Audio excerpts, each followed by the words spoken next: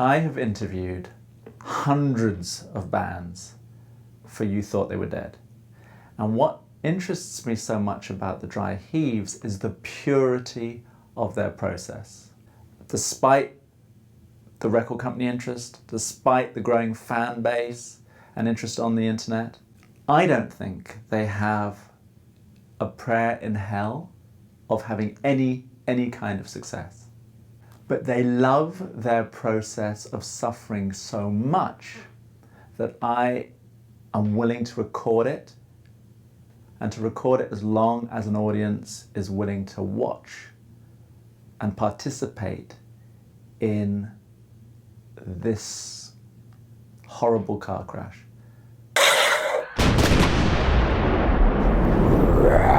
Mortality of survival.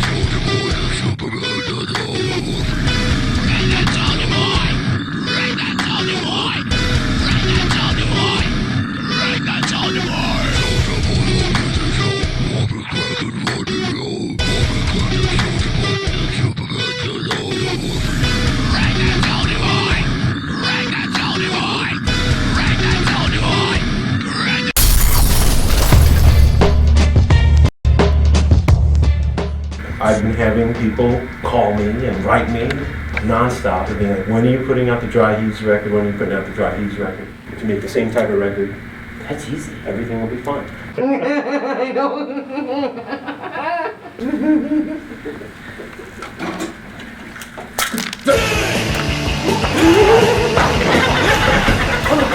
Haven't touched a drink in 30 years. You shut your mouth.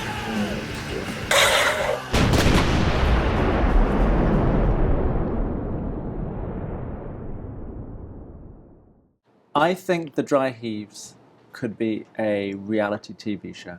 The Dry Heaves are basically like taking the American public through a sewer on a glass-bottom boat.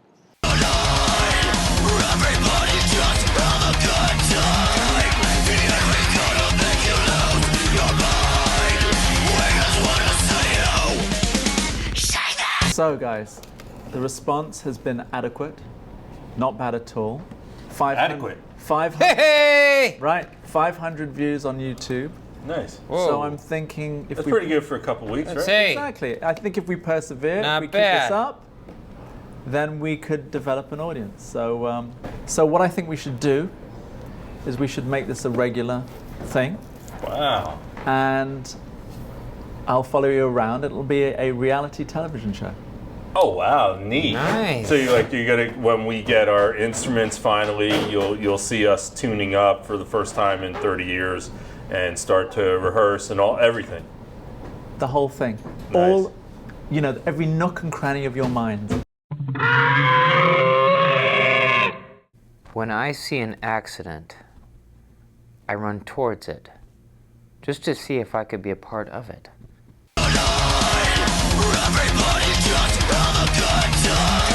For the longest time, I believed that man would be better off not having any children at all. In a couple hundred years, we could end all of humankind's misery. This whole situation with the band getting back together, us getting a record deal, becoming television stars, really makes me want to fuck!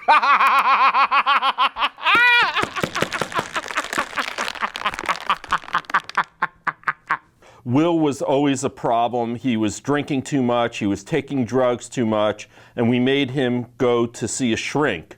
And after talking with the shrink for months and then a year, nothing really happened except the shrink told us he thought that not only should Will commit suicide, that all of us should commit suicide because it was better for society. Ever hear of zombie ants? Most people haven't. A zombie ant is an ant It's been killed, consumed, and reanimated by a fungus. It's now doing the bidding of the fungus. I'm interested in zombie ants. It's ground zero. I'd like to colonize zombie ants. I'd like to package them for children as Christmas presents.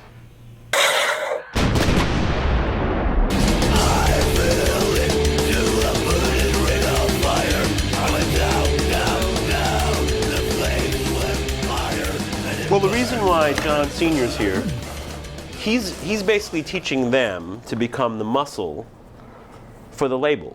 Explain Okay. muscle. Like I said before, the bands on my label, they don't do enough or do really anything. They don't tour, they don't even play shows.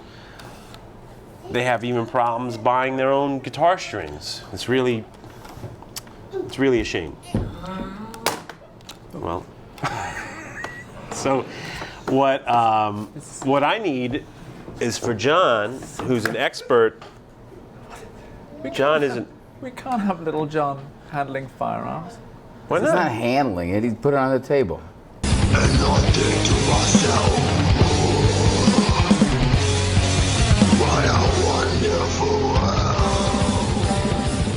We have John, our weapons expert, who's come at the request of Dean to show our members, our band members. Weapons expert? Well, he knows how to use this. Yeah, I know how to use it. That's pretty cool. And let's bring him on. There's oh, actually, guys, I don't think it's appropriate with the. This baby's gonna teach us something. John. No, I don't work without him. We work together. It's family business. Well, I'm afraid I think we're gonna have to pull I'll tell the you what, plug. I'll take him out. I'll bring him to the green room. Would you mind? Dean Rispler has asked John here to explain to the guys how to persuade his bands, to tour and to work hard. So that was the reason John's here tonight. Weapons training. Sure. What are we doing here anyway? We're learning how to use weapons? We're gonna learn how to hurt people? Is that what we're doing? Is that what we're doing? We can't sharpen a toothbrush? We can't sneak up on a guy? We can't fill a fucking pillowcase full of soda cans? What? What were you in prison for anyway? Stealing pies or something? What was I in prison for? Yeah. What are you doing here? I'm here to show you how to handle things. Fuck this shit. Fuck this. See you in the showers, Earth Mother. Where's Dean? Who are these idiots? Well, I guess that just leaves the three of us. John, would you like to demonstrate? Be my guest. Well, what Dean would like me to do is show you guys how to intimidate. For instance, you take a guy's hand like this, right? Okay? And then you take your knife like this. And then you do the old 5-finger fillet with it. You know the old. I know. Come on, fillet, give me right, that. right? You just go. You do one of these, right? You know Give me the fucking knife. It's like fucking do this by goddamn fucking.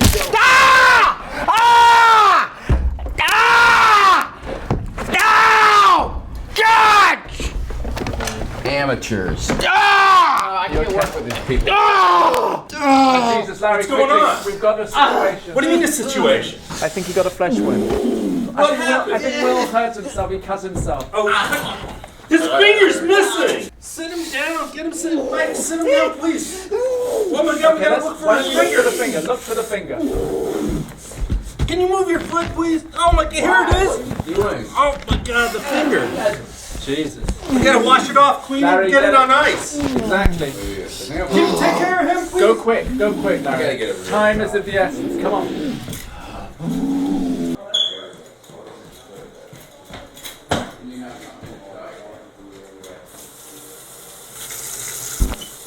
Jesus Christ. Oh no!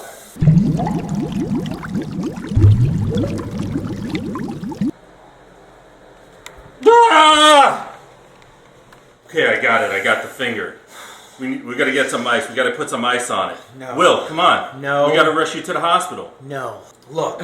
No looking. Let's go. I don't need that finger. My kind. We live in hell. When you live in hell, you don't worry about tripping.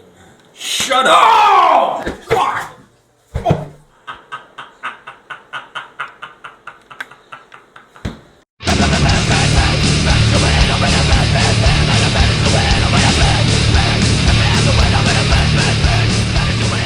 I've always liked cemeteries. I never understood why the barbed wire fence was there. Was it there to keep the people out or keep the dead in? I became an undertaker to find out. A lot of our early fans were undertakers, and they kind of brought me into the fold. What I realized through that whole experience was that the devil has got a ton of competition. Well, shake it up, baby, now. Twist and shout. Come on, baby, now. So being there's this guy, his name's Tyler Radkill, and he's a Gen Yer, a millennial mastermind kind of genius with Twitter. And I think he could really make a difference to the band because he's so connected that just one tweet and he could make this go really viral. The music business is dead, but the business of music is alive. Despite the fact that the Dry Heaves are at the bottom of the barrel, because the fact that they made death metal music 30 years ago makes them a collectible. My job would be to make people wish they saw the Dry Heaves back in their heyday. Over here, I have research, tons of research. I mean, pages and pages of research, tons of it. I could go through all this. Tyler Radkill? I've never seen that guy's name ever. I don't even know what my job really is. My boss doesn't know what I do. He thinks I'm fucking around all day, and quite frankly, that's exactly what I'm doing. There is big money in fucking around, if you fuck around the right way. I've never seen that guy's name ever connected to black metal, death metal, any sort of rock and roll. I don't know who he is.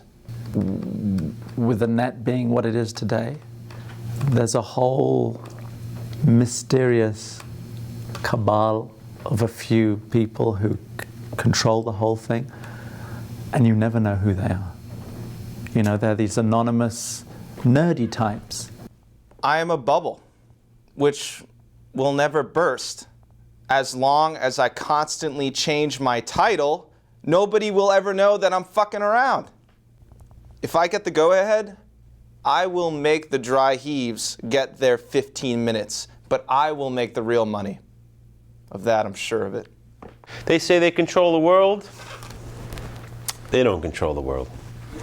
And they definitely don't control the world of death metal or black metal. And they're never going to control the Dry Heaves. If prison taught me anything, it's that all men are savages, animals.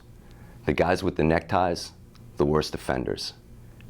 A modern noose, autoerotic asphyxiators, societal masturbators, strangling everything they encounter. Prison also taught me that people are completely self-absorbed. They only care about themselves. And yet, in all this vanity and narcissism, people need to escape themselves. The dry heaves is the final solution to escaping yourself.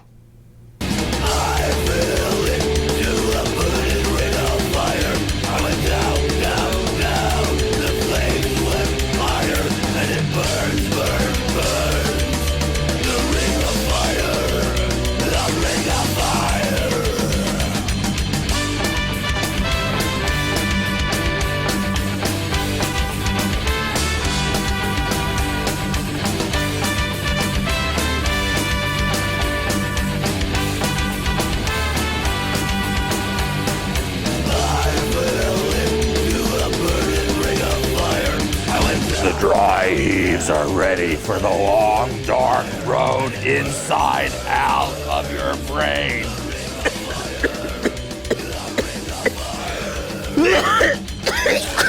I wouldn't play with that. Is this real? Yes, it is.